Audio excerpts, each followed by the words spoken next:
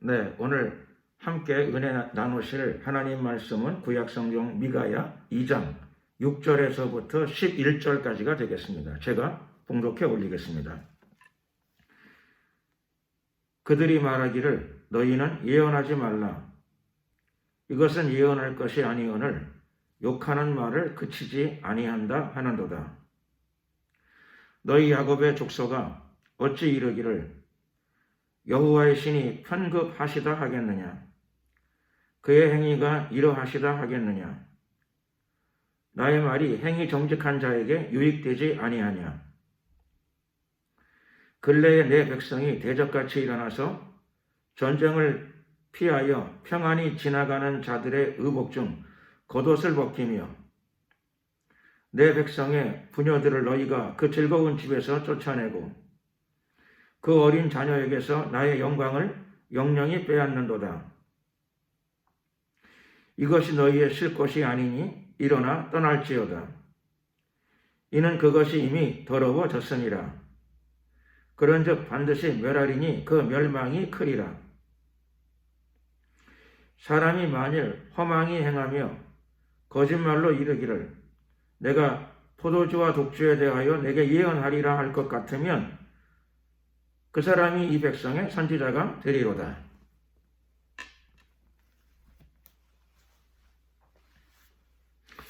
네, 오늘은 악이 멸망을 부른다 라고 하는 제목으로 함께 은혜의 말씀을 나누고자 합니다.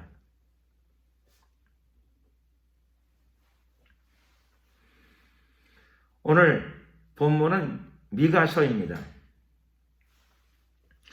미가라고 하는 선지자는 남유다 왕국 히스기야 임금 때의 선지자였습니다.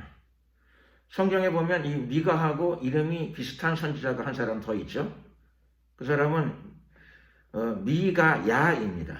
그래서 미가하고 미가야라고 하는 두 분은 서로 다른 선지자이죠.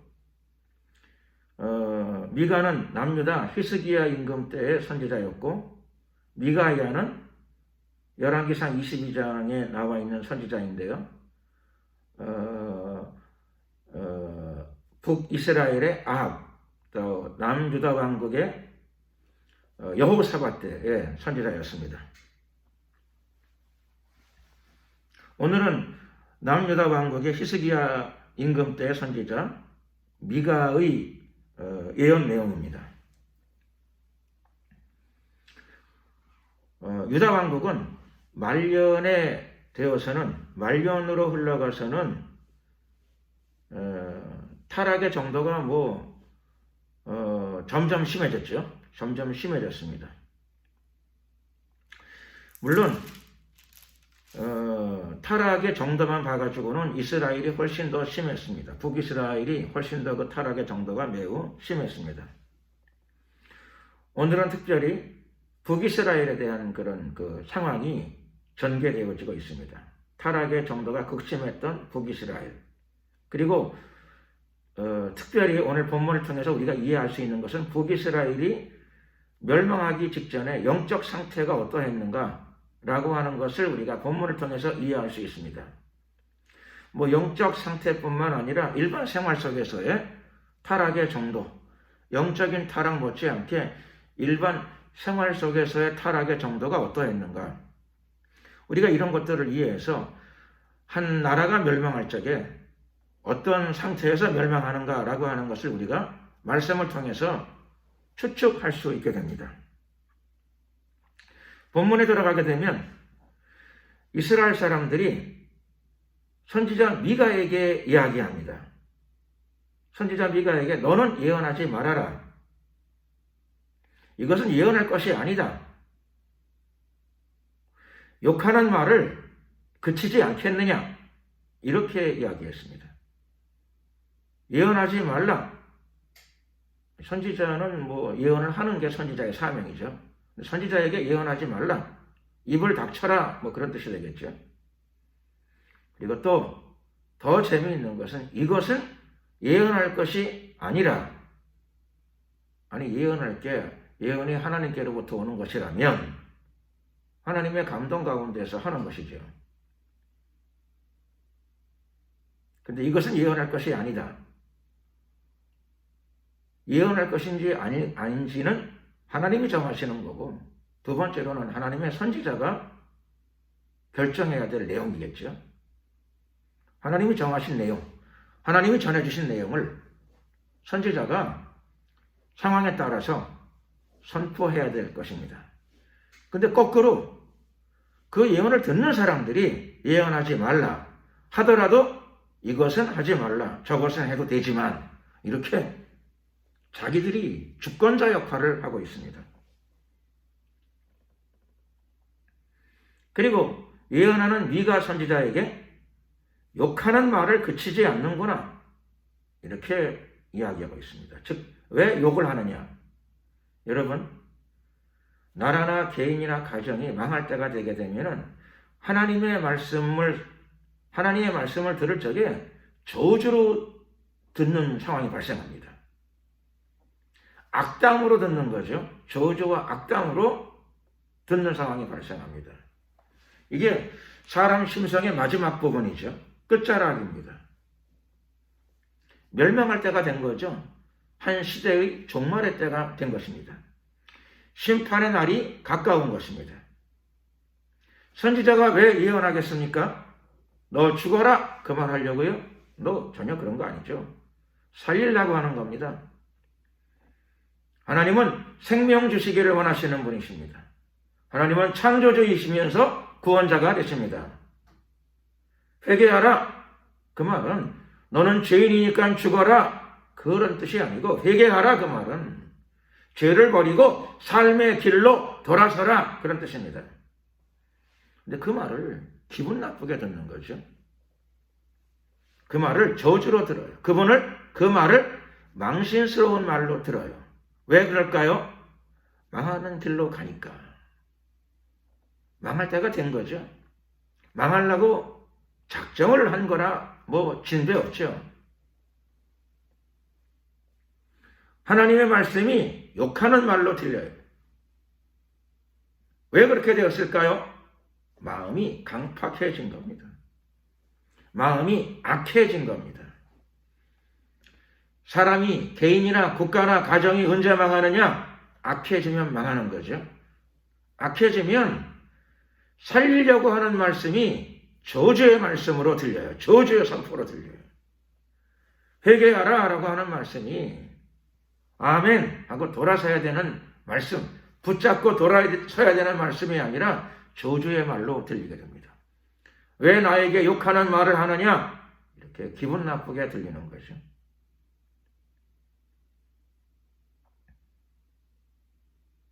이스라엘의 위대한 성군 다윗은 나단 선지자가 나타나서 회개하라 이렇게 얘기했더니 가슴에 찔림을 받고 그가 왕의 보좌에서 내려와서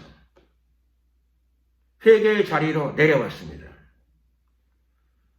나단이 가서 회개하라 그랬더니 그가 그 말을 받아들여요. 하나님의 말씀으로 받아들였습니다. 회개하면 살아납니다. 그러니까 회개하라는 메시지는 망신을 주려고 하는 메시지가 아니라 살리기 위한 메시지입니다. 하나님의 말씀을 받고 회개하고 돌아서서 생명의 길로 가야 할 줄로 믿습니다. 그런데 마음이 강팍해지면, 즉 악해지면 아마 처음부터 악한 것은 아니었겠죠. 처음부터 악했으면 이스라엘 사람들은 가나안 땅에 들어오지도 못했어요. 들어오기 전에 멸망받았을 거예요. 하나님은 이스라엘 사람들을 위해서 축복의 땅, 젖과 꿀이 흐르는 땅, 결국은 허락해 주셨습니다. 그런데 축복의 땅에 들어가 살면서 축복받고 은혜받고 풍성함을 누리면서 마음이 감사와 기쁨으로도 넘쳤을 뿐만 아니라 그러는 과정을 통해 가지고 마음이 강팍한 자리, 교만한 자리로 들어가게 된 것이죠. 악의 자리로 들어갔습니다.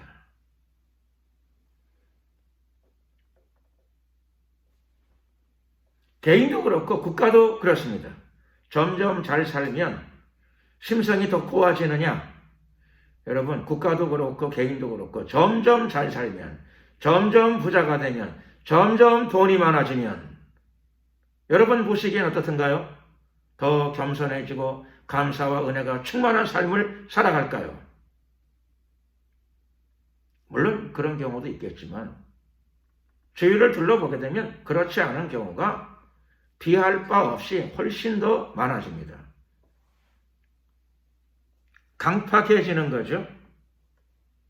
하나님이 주시는 축복 속에서 내 영혼이 더 좋은 상태로 가지 못하고 강팍해집니다. 악해집니다.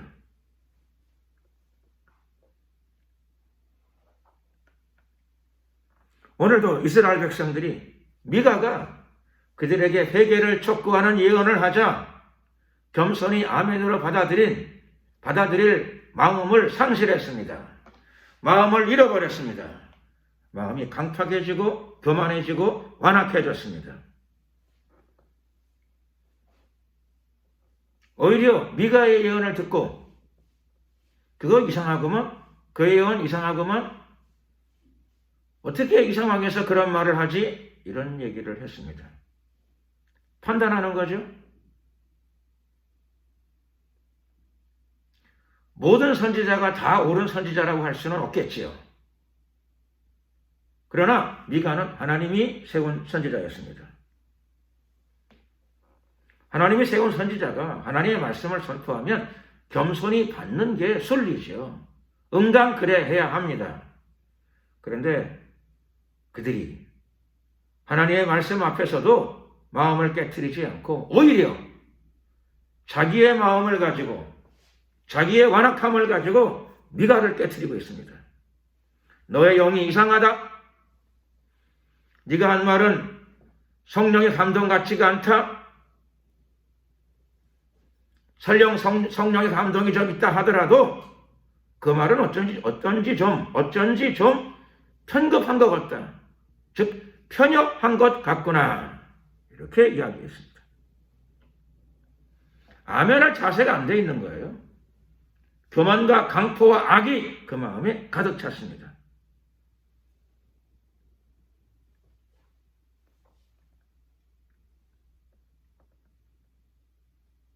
그러나 하나님께서는 이스라엘 백성들에 대해서 말씀하십니다. 나의 말이, 여호와의 말씀이 사람들을 죽이기 위한 말도 아니고 저주를 위한 말도 아니었고 회개를 촉구한 이 예언의 말씀은 생명을 주기 위한 말씀이었고 그리고 유익을 주기 위한 말씀이었다고 지금 기록되어져 있습니다. 하나님의 말씀은 저와 여러분들에게 하나님께서 유익을 주시기 위한 말씀입니다. 믿으시기를 예수 그리스도의 이름으로 축원합니다. 하나님의 말씀은 우리에게 생명을 주고 회개를 촉구하고 유익을 주기 위한 말씀입니다.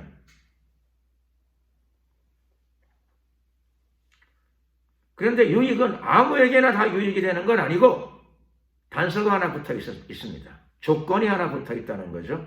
누구에게 유익이 될까요? 오늘 본문 말씀에 의하게 되면 나의 말이 행위 정직한 자에게 유익이 되지 아니하냐. 행위가 정직한 자에게는 하나님 말씀이 아멘으로 들립니다. 아멘으로 화답합니다.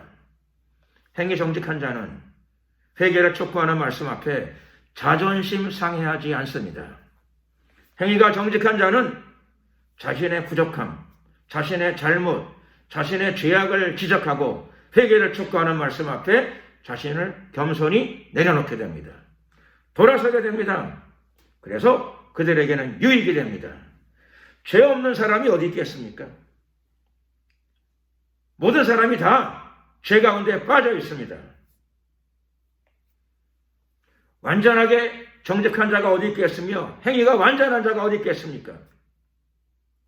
그러므로 누구에게나 어느 국가에게나 어느 가정에게나 어느 개인에게나 회개의 메시지는 필요한 메시지고 중요한 메시지입니다.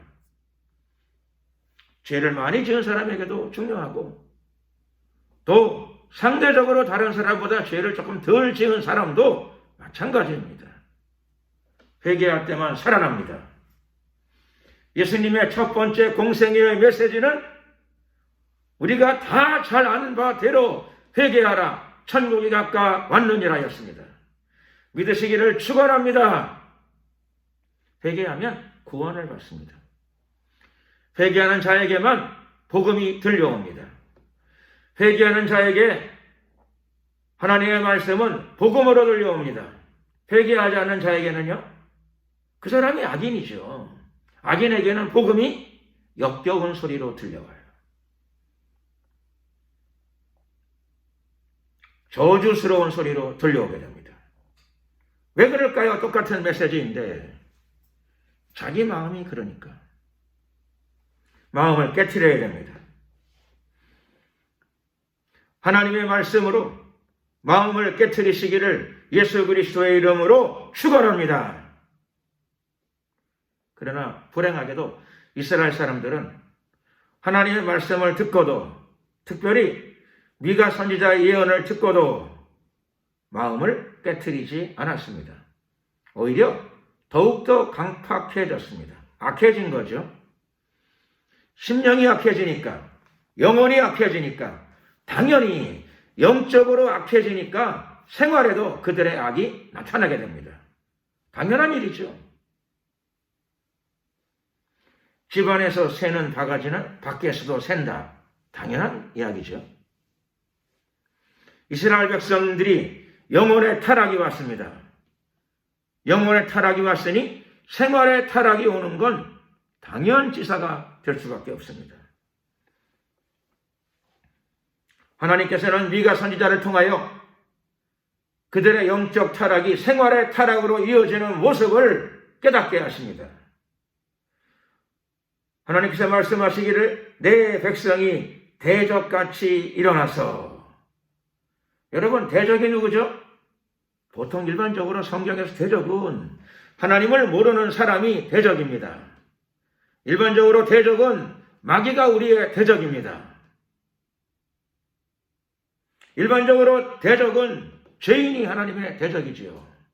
그런데 유감스럽게도 오늘 본문은 내 백성이 남이 아니고 하나님의 백성이, 이스라엘 사람이, 언약 백성이 하나님의 대적의 자리에 들어가 있습니다. 하나님이 이스라엘을 대적하시는 게 아니고 이스라엘이 하나님을 대적하고 있습니다. 악함으로 이미 하나님의 성전을 더럽혔고 악함으로 자신의 생활을 더럽혔습니다. 영혼 속에서도 하나님을 대적하고 생활 속에서도 하나님을 대적하는 대적자가 되었습니다. 마귀가 뭐 따로 있겠습니까? 신앙생활 하다가도 마음이 강팍해지면, 악해지면, 교만해지면 나도 모르게 내가 하나님을 대적하게 됩니다. 하나님의 말씀을 통해서 자기를 돌아보고 자기를 깨트리시기를 예수 그리스도의 이름으로 축원합니다. 이스라엘 백성이 하나님을 대적하는 현상이 어떤 모습으로 나타났습니까? 첫 번째로 그들은 피난민들을 탈취했습니다. 탈취. 피난민들이라는 것은 나그네들이죠. 자기 나라를 떠나고 자기 고향을 떠났습니다. 전쟁 때문에. 그러므로 나그네가 되어 있습니다. 나그네는 약자이죠. 고향 땅에 살아야지. 자기 나라에 살아야지. 기분 좋게 살고 떳떳하게 삽니다. 자기의 삶의 자리를 떠나게 되면 약자가 되는 거죠. 약자. 이스라엘 사람들이 원래 나그네 생활을 오래 했던 유목민이었는데 이스라엘 사람들이 정착 생활을 하면서 나그네의 정경을 잘 아는 그들이 나그네를 탈취하고 착취했습니다. 더군다나 전쟁 피난민들을, 요즘 말로 말하면 탈북자들을, 해외 이주민들을 착취하고 탈취한다면 이게 요즘의 현상일 수 있을 겁니다. 두 번째로는 이스라엘 사람들은 남편 없이 혼자 사는 부녀들을 그 집에서 쫓아내고 그들의 집과 그들의 땅을 탈취했습니다. 여러 가지 방법으로 할 수 있겠죠. 빚을 지게 만들다거나 또 서류를 여러 가지로 조작한다던가 여러 가지 방법으로 아마 혼자 사는 여자들의 집과 재산을 탈취한 겁니다. 부녀들, 여인들이죠. 여인들의 집을 탈취했습니다. 특별히 아마 당연히 과부가 많았을 것입니다. 과부들의 재산을 탈취했습니다. 집과 부동산을 탈취했습니다. 그러면 그 부녀들 밑에서 자라고 있는 아이들은 어떻게 되는 거죠? 청천벽력이죠. 아이들이 거주할 터전을 잃어버리게 될 것입니다. 처소를 잃어버리게 될 것입니다. 보호막을 잃어버리게 될 것입니다.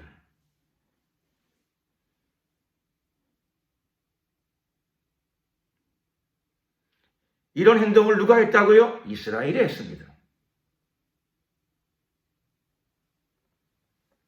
하나님의 백성들이 이런 짓을 자행한 거죠.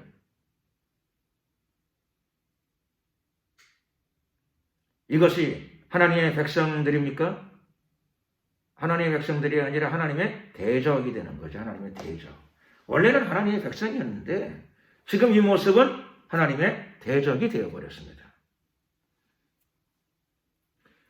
말씀을 듣는 우리가 하나님의 대적의 자리에서 벗어나야 될 줄로 믿습니다. 말씀을 통해서 깨닫고 벗어나야 합니다. 원래는 하나님의 백성이었는데 영혼을 방치하고 말씀을 따라가지 않고 자기 생각을 쫓아가다가 자기 길을 따라가다가 나도 모르는 사이에 하나님의 대적의 자리에 들어가 버렸습니다.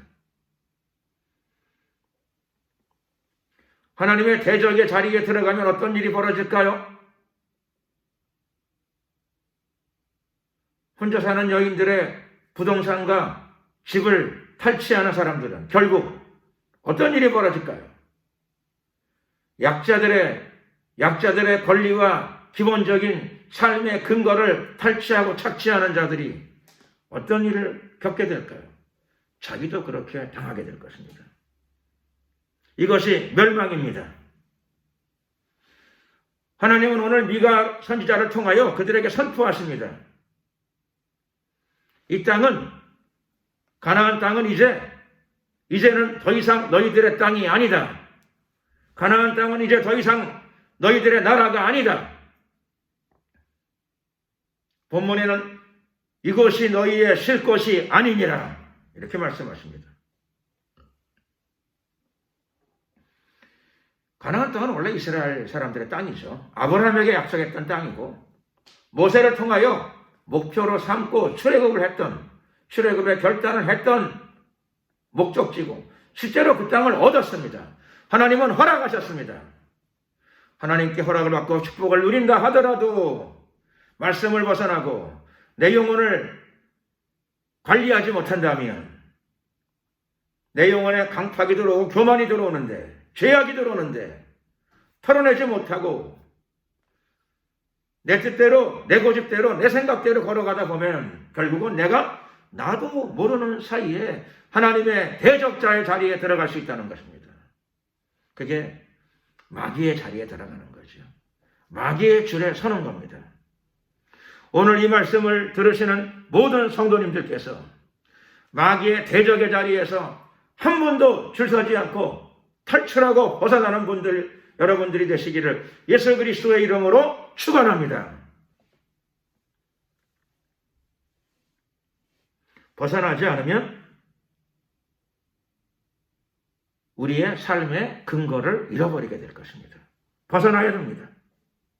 벗어난다는 말은 회개한다는 말이죠. 회개한다는 말은 유턴, 돌아선다는 말입니다. 기도로도 회개해야 되지만 결단을 내리고 생각과 삶을 바꿔야 됩니다. 영혼과 생활을 바꾸어야 됩니다.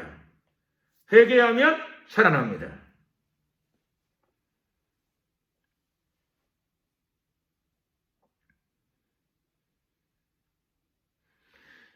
오늘 본문 가운데 이스라엘 사람들에게는 이 엄중한 말씀을 통하여 회개의 메시지가 선포되어졌는데도 그들은 불행히도 돌아서지 않습니다.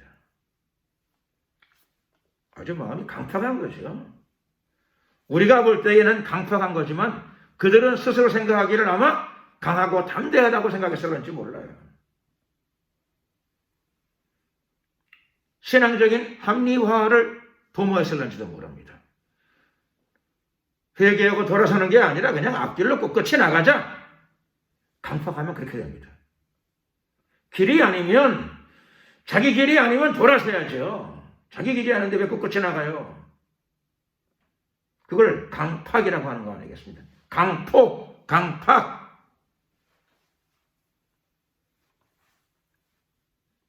회개하지 않고 오히려 강포하고 강팍한데도 불구하고 반대로 강하고 난 담대한 사람이다 하면서 자기 길이 아닌 길을 가게 되는 거죠. 그게 무슨 길이냐? 멸망의 길이죠. 신앙적으로 그것을 합리화시키면서 잘못된 길을 달려가는 겁니다. 그 길의 끝에 멸망이 기다리고 있습니다. 지금도 늦지 않습니다. 돌아서야 합니다. 강팍한 사람들은 영이 도와줍니다. 영적인 도움. 물론 하나님의 영, 성령의 도움은 아니지만 처음에는 성령의 도움을 받았지만 강팍하면, 강포하면, 교만하면 여전히 영이 도와주는데 그때는 성령이 도와주시는 것이 아니고 악령이 도와줍니다. 그리고 도와주는 선지자들도 나오게 됩니다. 도와주는 예언도 듣게 됩니다.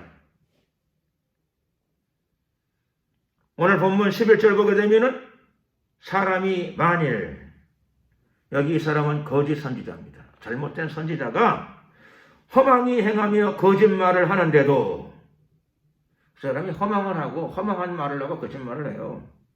어떤 말을 해요? 포도주와 독주에 대해서 예언합니다. 포도주와 독주 누가 마시는 건가요? 부자가 먹는 술이죠. 포도주와 고급 술은 아무나 먹는 게 아니잖아요. 경제적인 여유가 있고 부자들이 먹는 겁니다. 포도주와 독주에 대해서 내게 예언하리라 할 것 같으면, 즉 물질적인 축복을 예언한다는 거죠. 잘 되는 것에 대해서 예언합니다. 물질적인 축복에 대해서 예언합니다. 하나님의 원래의 뜻은 회개인데 지금 이 상황에서는 하나님의 뜻은, 지금 이 상황에서의 하나님의 뜻은 회개잖아요. 그런데도 거짓 선지자들은 회개를 예언하지 않고 축복을 예언합니다. 하나님은 축복 주실 때도 있지요. 좋은 응답이 올 때도 있습니다. 그러나 어떤 때는 하나님께서 미가 선지자 같은 참 선지자들을 세우셔서 회개를 촉구하십니다. 그때는 회개의 말씀을 들어야 되죠. 사람들은 듣기 싫어하죠. 회개하라, 듣기 싫어합니다. 이러이러한 죄악에서 벗어나라, 듣기 싫어합니다. 그래서 자기가 듣기 좋은 음성을 들으려고 합니다. 자기가 듣기 좋은 내용을 들으려고 합니다. 듣기 좋은 음성, 듣기 좋은 내용, 자기 마음을 기쁘게 하는 내용, 자기가 좋아하는 걸 듣기를 원하고 자기가 원하는 것을 듣고 싶어 합니다. 그리고 그런 사람을 선지자로 생각합니다. 그런 사람의 말을 예언이라고 말하고 싶어 합니다. 그러므로 이런 시대에는 미가 같은 선지자는 내몰리게 되고 사람들이 듣기 좋아하는 예언을 하는 사람들, 내 기분에 맞는 예언을 하는 사람들, 나에게 기쁨을 주는 말을 하는 사람들을 자기의 선지자로 삼고 싶어 합니다. 오늘 우리는 말씀에 의거해서 원래의 자리로 돌아가야 됩니다. 예수님의 음성을 들어야 됩니다. 예수님도 구약시대의 참 선지자들처럼 첫 번째 메시지는 회개였습니다. 죄를 깨닫고 죄에서 돌아서야 됩니다. 돌아서면 생명이 오고, 돌아서면 구원이 오고, 돌아서면 그렇게 원하던 축복들도 당연히 오지요. 돌아서면 영생이 옵니다. 돌아서면 하나님과의 동행도 옵니다. 돌아서면 치유도 오고, 돌아서면 회복도 옵니다. 천국은 회개하는 자의 것입니다. 하나님의 나라는 회개하는 자들에게 마음 가운데도 임하고 생활 가운데도 임합니다. 하나님의 뜻이 하늘에서 이루어진 것처럼 땅에서도 이루어집니다. 여러분, 땅 어디에서 이루어질까요? 회개하는 자들의 삶의 자리에서 예수 그리스도의 이름으로 하나님의 나라가 땅에서 이루어질 줄로 믿습니다. 기도드리겠습니다. 은혜와 자비가 많으신 좋으신 우리 하나님 감사합니다. 오늘 우리는 미가서의 예언의 내용을 일부 보았습니다. 이스라엘이 선민이었음에도 불구하고, 하나님을 섬기는 백성이었음에도 불구하고 자기 마음을 다스리지 못하고 강포와 교만이 들어옴으로 말미암아 악의 상태로 갔습니다. 자기들 마음의 악에 따라서 결국은 멸망을 만나게 되었습니다. 이 시대의 그리스도인들 중에서, 이 말씀을 듣는 사람들 중에서는 한 사람도 그런 사람이 나오지 않게 하시고, 회개의 자리로 돌아서게 하소서, 말씀의 자리로 돌아서게 하소서, 죄를 끊고 진리의 자리로 나갈 수 있도록 축복하시고 인도하여 주시옵소서. 예수 그리스도의 영 성령을 통하여 우리를 변화시켜 주시옵소서. 감사드리옵고 예수 그리스도의 이름으로 기도드렸습니다. 아멘.